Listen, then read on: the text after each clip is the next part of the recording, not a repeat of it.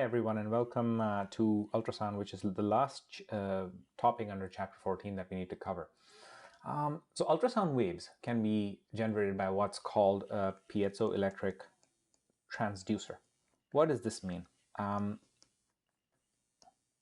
transducer is basically something that any device that can convert energy from one form to another.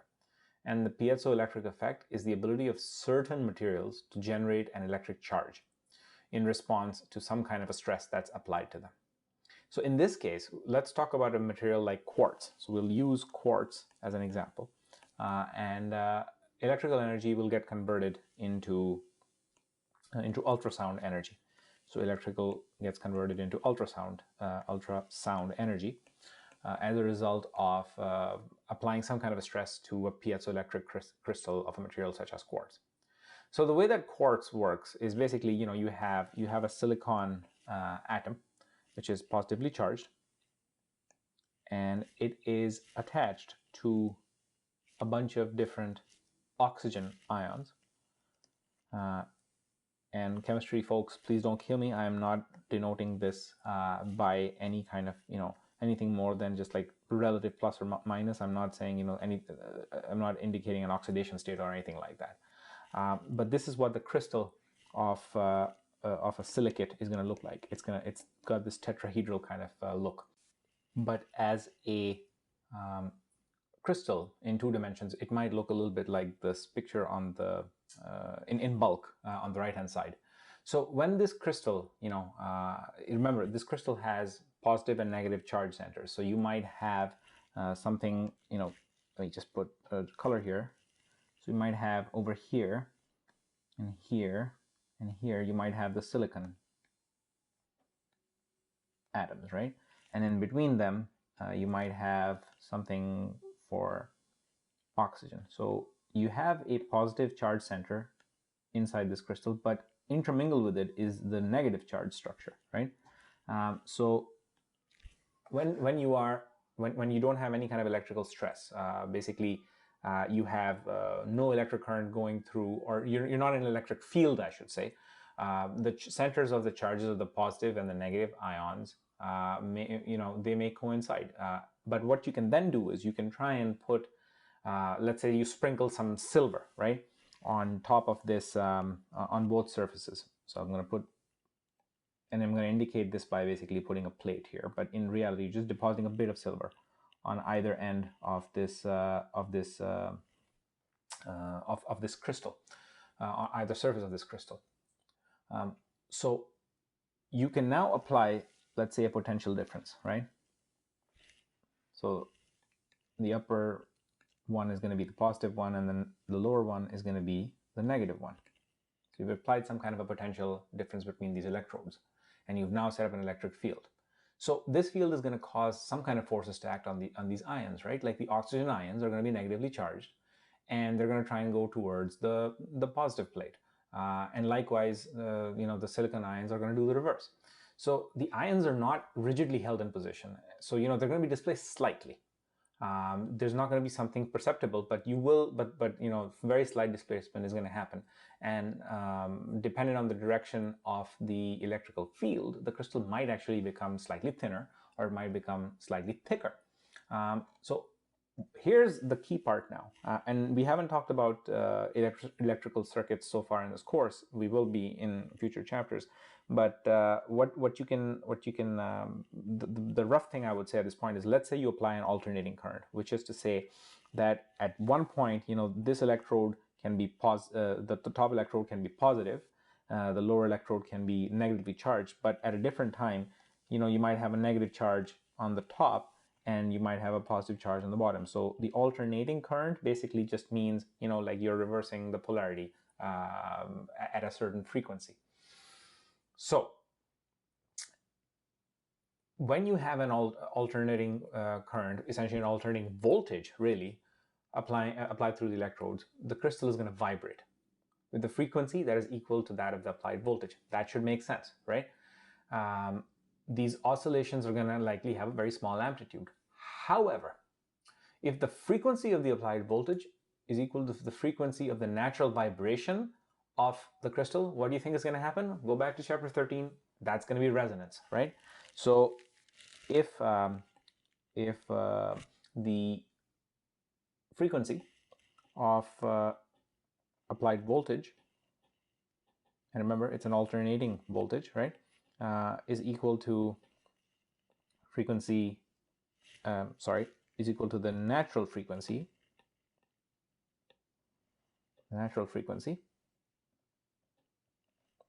of the crystal, you will have resonance.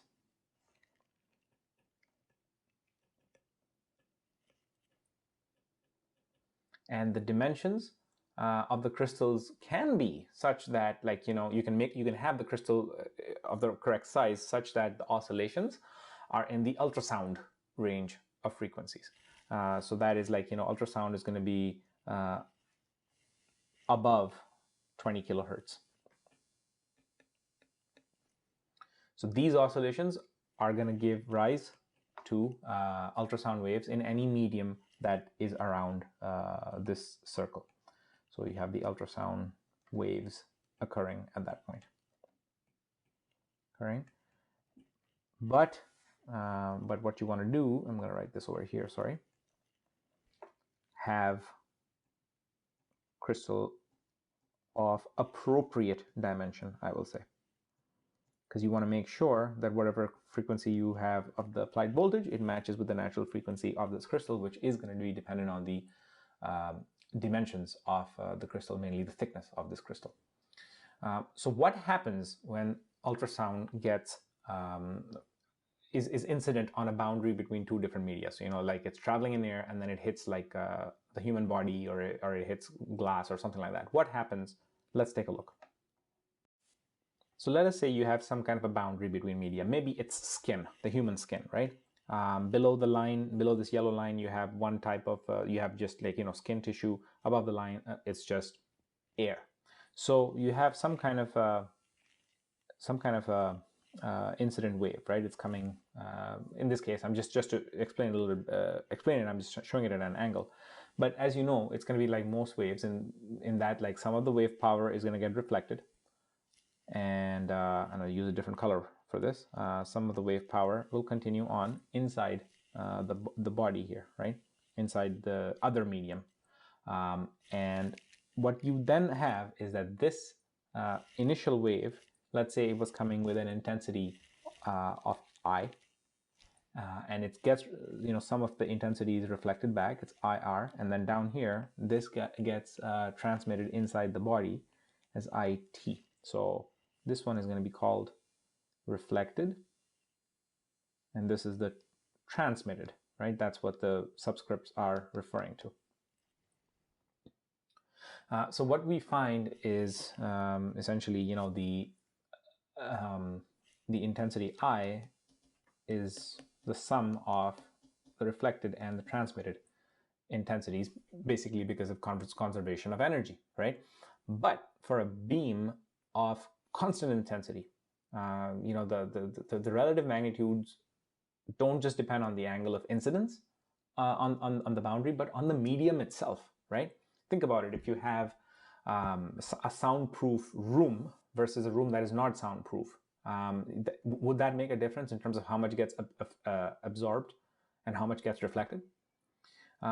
So what we call the terminology that's used is we use the terminology acoustic impedance. Acoustic refers to sound here, even though we're talking about ultrasound here, but the word is acoustic impedance, and it's denoted by the letter Z or Z, depending on how you want to say it, of each medium, of each media, and it is defined as the density. Makes sense, the thicker something is, the more dense something is, the more it should be able to absorb, times the speed, called the c, of the wave in that medium. So this is medium density and speed of wave in the medium. What we can also go for is, you don't have to we don't have to derive this, but for a wave that's incident normally, so like completely at right angles, so not the situation that was showing up here in this figure here, but if you have it incident normally on a boundary between two media having two different acoustic impedances. So let's say, let's actually draw that out, right? So you have something that's normally hitting this boundary. So the impedance here is Z1 and here it's Z2.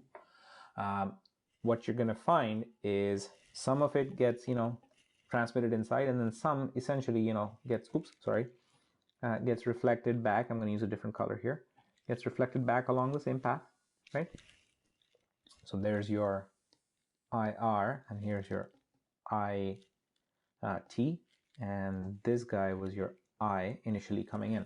So what you'll find is IR, so what fraction of the wave gets reflected, IR divided by I, is equal to the difference of the impedances squared divided by the sum of the impedances squared. Mathematically, that's how it comes out. So this is called the intensity reflection coefficient.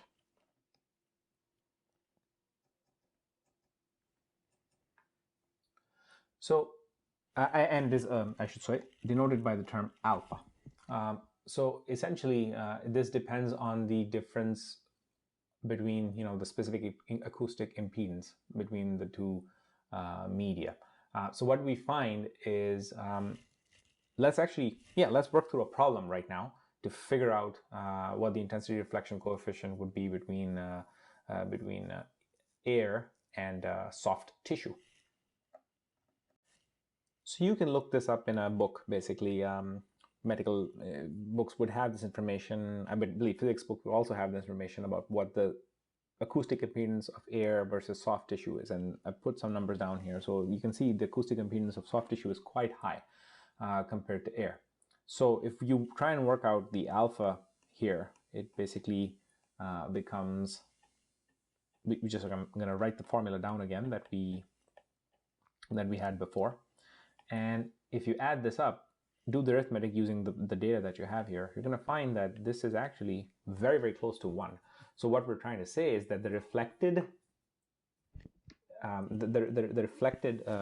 wave is just about as intense as the incident wave. That means that when the ultrasound is incident on the body, very little gets transmitted into the body. So in order that the ultrasound may be transmitted into the body, and also that the ultrasound may return to the transducer so that you can actually do some kind of diagnosis, it's important that there is no air between the transducer and the skin, the soft tissue. How does this achieved? So if you ever had an ultrasound, you know how this works. They put a water-based jelly on you, and that jelly has a specific acoustic impedance. Jelly, I'll call it Z3 there, Z3. That guy has an acoustic impedance of 1.5 times 10 to the 6 kilograms meters per meter per second. So let's work out what the alpha on that one is going to be. So in that case, so instead of air, I'm going to use the jelly information, right? So that becomes basically, your alpha is going to be 1.6 times 10 to the 6 minus 1.5 times 10 to the 6 squared divided by the sum of these two numbers up there. I'm just not going to write it out here for the sake of time. So if you do the arithmetic on this, what do we get? So as you can see, the alpha there is extremely, extremely low. So this is good because you don't want the ultrasound to get reflected back. So once the ultrasound wave is within this medium, the intensity of the wave is going to get reduced by absorption of energy as it passes through the medium. So what happens as a result of this energy absorption? Basically, the medium is going to get some kind of internal energy increase. It's going to be heated up. In fact, the heating effect that gets produced by ultrasounds of appropriate frequencies is used in physiotherapy to assist, recovery from sprains and similar injuries. And I can testify to this because it's happened to me, and I've used ultrasound therapy for recoveries from injuries. So this brings us to the final part of this topic. How do you measure the intensity of an ultrasound? The way that you could do it is basically, you know that it is going to be proportional in some way to the distance, right? The intensity is a function of the distance that the wave has to travel.